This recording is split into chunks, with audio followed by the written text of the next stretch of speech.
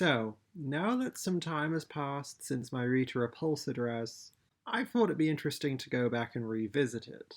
Because that wasn't just a customization project, that was my way of learning to sew. And here we are a few months later, looking at it now, I'm not all that happy with it. I mean, I suppose on some level this is to be expected, I didn't know what I was doing, but I just know it could be so much better. I realize now my method of back pleating was a bad idea. It was hard. This was a hard project, mainly because I didn't know what I was doing. And I don't feel I explained some things very well in that first video. See, I should specify. I started that project in August of 2020, and it took roughly a year to do, simply because that many prototypes went wrong. There's a reason I dedicated so much time to prototyping. I'd rather get it wrong during the prototyping stages than get it wrong with the main attraction, which I ended up doing anyway. And I thought I'd talk about the things I forgot to mention.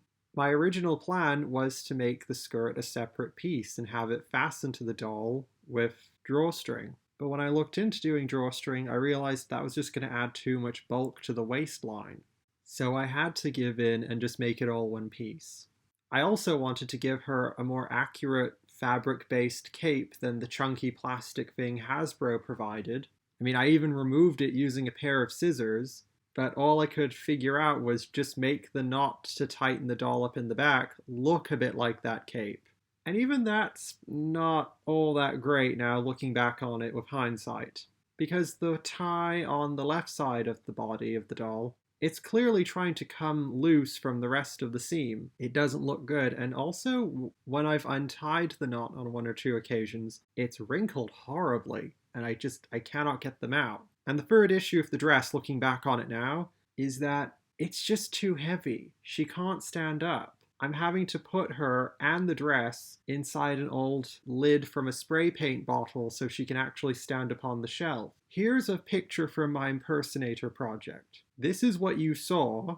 This is what I cropped out. Her petticoat has too much fabric, which I should imagine is also adding to the stability issues of the figure. And in terms of stuff that's happened that's brand new, I've clearly made the sleeves a bit too tight around the shoulder area because holes have formed under the armpits. It just looks awful. The difficulty of this did bleed through into the making of the video about making the dress. There's a reason I forgot to mention the stuff I said I forgot to mention. I noticed that if I included more examples of prototyping, the video would have just evolved into me saying, "Oh, I tried this. It didn't work. I tried this other thing. That also didn't work." It'd just be that for, I don't know, 10 minutes. That's really boring.